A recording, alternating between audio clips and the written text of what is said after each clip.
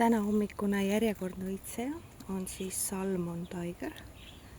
Tal on sellised lõhe oranžid või roosad õied kollaste äärtega. Ma arvan, et videos on näha kollased ääred.